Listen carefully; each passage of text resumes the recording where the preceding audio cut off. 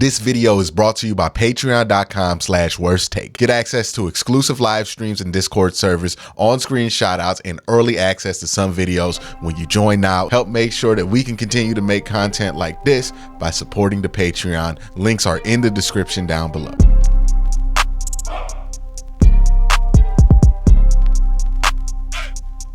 A question has been surfacing, which is, how possible is it that Jim Schwartz gets hired away from the Cleveland Browns to become somebody else's head coach? I really don't think this is super likely. Not because Jim Schwartz hasn't done a good enough job to become a head coach somewhere, but because of how weird the NFL head coach hiring process is. Because we tend to think of hiring a head coach as something that is done very logically, very clean lines of logic, right? Oh, well, this guy coached a good defense and he's going to become a head coach somewhere.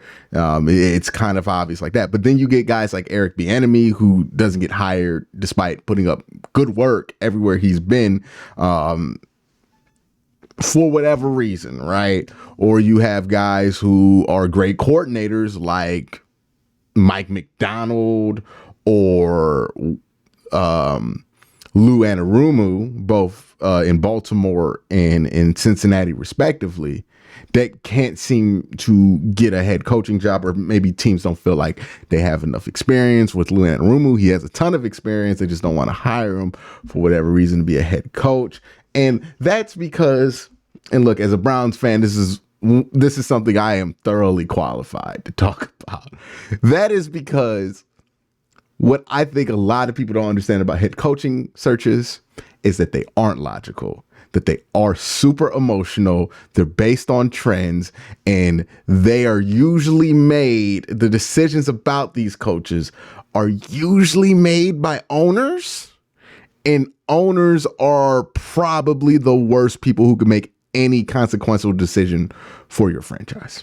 Now, there are some teams that if they look for a head coach, like, no, it's not about to happen because they made the playoffs, like Pittsburgh, they would probably handle this in a much more succinct way, or Baltimore, because they would have people in place to do that search. It would be a football operations thing. But a lot of teams fire everybody and then look for a head coach, or they fire the coach, keep the GM for an extra year. But since they're not sure about that GM either, the owner hires the coach, and it's a shotgun marriage. And I say all of this to say, just because somebody does a good job and you look at their resume and they deserve to be a head coach does not mean that they have a high likelihood of becoming a head coach, because the people making these decisions stink at it. Like, we've lived this before. And I'm not telling you to find your comfort in other teams' incompetence. I'm telling you to find your comfort in the incompetence of the system that most teams use to find a head coach. The same process that told the Cleveland Browns that they should hire Freddie Kitchens over Sean McDermott. Oh, no, my bad. Hugh Jackson over Sean McDermott. That actually happened, by the way. The Browns had a process in place. They did a study. They suggested Sean McDermott should be the head coach of the Cleveland Browns. And Jimmy Haslam was like, but I like the shine of Hugh Jackson's jib or whatever, and decided to make that decision. Yeah.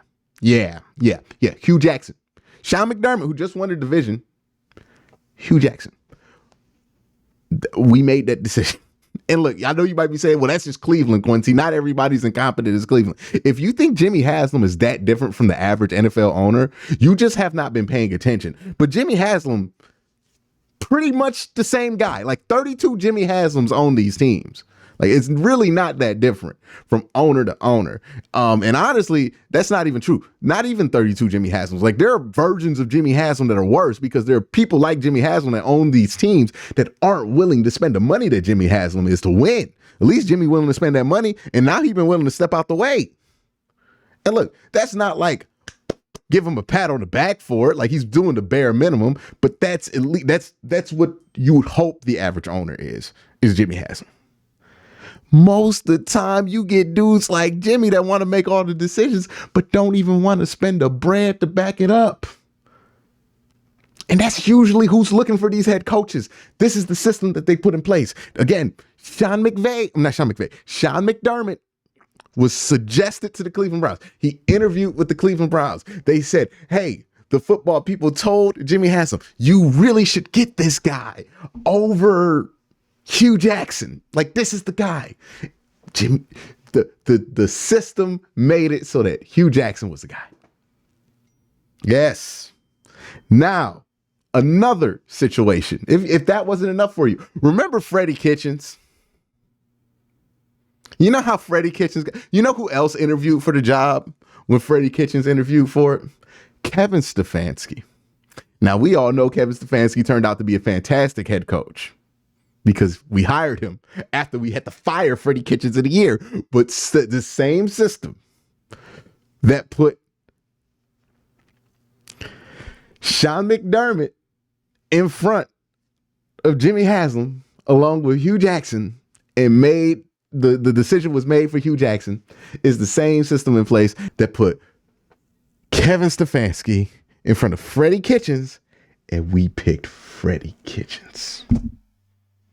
It wasn't until we did that back-to-back that ownership decided maybe I don't know what I'm doing. And then we hired Kevin Stefanski anyways. All right. So if you don't believe my point, that this has happened multiple times with multiple other franchises. I'm just bringing up the Browns because we all watch the Browns. But if you want other franchise examples, just look around. Josh McDaniels keeps getting hired. Somebody hired Cliff Kingsbury to be a head coach of an NFL team, despite the fact that Cliff Kingsbury had a Heisman Trophy winner in Baker Mayfield, couldn't win the Big 12, had Pat Mahomes, couldn't win the Big 12, and every player, every quarterback that Cliff Kingsbury has had has been better without him. Still gave him an NFL job. Let him keep it for a while. I mean, somebody hired Urban Meyer in the NFL. You think it's just the Browns making these decisions? No. This is the system. So, one, find comfort in the system. The system stinks, and the system is designed to overlook dudes like Jim Schwartz. And what I mean by the system is designed to overlook dudes like Jim Schwartz is a retread defensive coordinator who's older. For whatever reason, man, teams refuse to take those kind of candidates seriously. I'm dead serious about this. Like, teams refuse to take, first of all, they don't even like hiring defensive candidates, to be honest with you. Like, they will hire one every once in a while, but it's very rare that they hire a defensive coordinator. When they do go for a defensive coordinator, it's DeMeco Ryans. It's Jonathan Gannon. It's Mike McDonald, who will probably get hired away this year. They are young defensive gurus because whatever it is, when a defensive coach is young, oh boy, I can see them being a head coach. But when a defensive coach is old, don't nobody want to hire them. Like, I'm going through the last 4 years of of head coach hires, and I'm thinking like, hey, where do I see any defensive names in the last 4 years that have gotten hired? And I'm thinking like, again, Jonathan Gannon is young. DeMeco Ryans is young, and you go back, and I'm like, Dennis Allen, but Dennis Allen was like the defensive coordinators for the Saints for like 10 years when Sean Payton stepped down. So that was in-house. Same thing with Todd Bowles. He was the defensive coordinator for the Tampa Bay Buccaneers when everybody stepped down. So he kind of just stepped up, took that spot. And that's the only two veteran defensive minds. Well, Matt Eberflus, but that was the Chicago Bears. So, like, who knows what they were thinking? You know what I mean? Like, I don't know. I can't put one-on-one on that. So it just does not happen much. Like, Lovie Smith got hired by the Texans after being the interim head coach. Like, it seems like the only team that's likely to bring in Jim Schwartz as the head coach is like the Browns. Like, if they feel like they need to move on from Kevin within the next few years. But other than that, he's not really a super likely candidate to get hired because for whatever reason, the powers that be, the people have decided that defensive coaches, no matter how good they are, once they get over that age of like 45, 50, they're undesirable. And then you add in the fact that like Jim Schwartz has had health issues in the past that kept a lot of teams away from interviewing him in this last cycle. And I don't think that a lot of teams are going to be begging to make him a head coach for this next season, which, hey, look, he deserves another opportunity. He's earned it. He's done a great job. I would hate to lose Jim Schwartz, but he's earned another opportunity. And if somebody were smart enough to give him one, wouldn't be surprised in terms of if he deserved it or not. I would be surprised if somebody made a competent enough decision to do it. But that's the thing. These people ain't competent. These people don't make smart decisions. They get Freddie Kitchens and Kevin Stefanski put in front of their face and they pick Freddie Kitchens. They get Hugh Jackson and Sean McDermott put in front of their face and they pick Sean McDermott. They get Chip Kelly and Andy Reid put in front of their face and they go, oh man, we got to have Chip Kelly. NFL teams, when they're hiring coaches, love to get the shiny toy. Wherever the shiny toy of the month is, they're going to go get it. So here's what's going to happen in a hiring cycle, because this happens every year. And for those of you who've been watching a lot of NFL football, you're going to know what I'm talking about. For those of you who don't know what I'm talking about, pay attention to this offseason cycle and tell me if you think this is true. What's going to happen is that the Super Bowl is going to go down. The Super Bowl is going to go down and people are going to decide there was a reason a team won the Super Bowl. If it's something like Philly in 2017, trick plays. Oh man, those trick plays got Philadelphia over the hump. So we need an offensive coordinator who's going to give us trick plays. And then all of the trick play guys get interviewed that year. And then like trick play guys get jobs. Or remember Sean McVay just went to the Super Bowl that one year and everybody was like, you know what we need? Dudes like Sean McVay. So anybody who was under 40 and was an offensive person at all got hired, right? That's when Zach Taylor got hired. That's when all of these guys, like, Matt LaFleur, like a lot of these actually worked out. But this, again, it's always some kind of trend. NFL teams love to hire trends. Like they're going to hire something that they feel like is trendy. Remember the Browns hired Romeo Crennel because, oh man, it's about that defense. We want that Patriots defense. The Browns spent like 4 different iterations of head coaches in like the mid 2000s trying to be the Patriots and failing miserably, right? Like Manginius.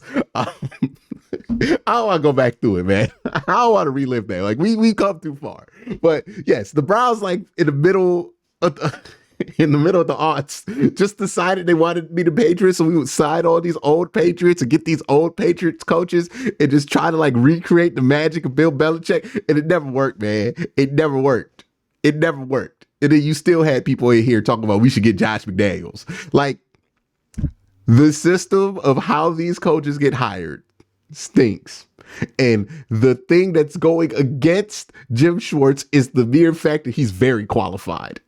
And since he's very qualified, I know he won't get hired. And I know that sounds like a joke, but I'm dead serious. He's too qualified to get hired. Nobody's going to look at him and be like, oh man, he's 50. He's been a head coach before. He's done a great job in his bounce back in Cleveland. Maybe he's ready for another opportunity. No, that's logical thinking.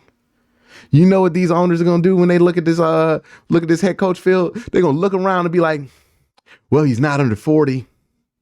He doesn't have that it factor, right? We hired Hugh Jackson over Sean McDermott because he had the it factor. And Hugh Jackson was an offensive mind. I'm just telling you, this stuff's not logical. It's reasonable to have a fear that a team is going to hire away Jim Schwartz. It's reasonable to expect it because Jim Schwartz has done a good enough job to where you can kind of expect it. But guess what? We forget because we haven't been a part of the process in 4 years. But the whole process of finding a new head coach is not reasonable. And it's never expected. And it's always something goofy. And I promise you, these teams are too goofy. Well, I won't promise you because, again, he's qualified. But I just have a good feeling that these teams aren't smart enough to actually make a good decision when it's sitting right in front of their faces, because teams have had good decisions sitting right in front of their faces and have refused to do it. Teams have had good candidates, quality candidates in front of them, and decide to do stuff like hire Josh McDaniels or Cliff Kingsbury, right? Like, the people making these decisions like gimmicks and shiny shit too much for me to expect them to make smart decisions, and hiring Jim Schwartz would actually make sense. And that's why I don't think it's going to happen. But let me know what you think in the comment section down below. Y'all have a great day. Have a better night. Peace.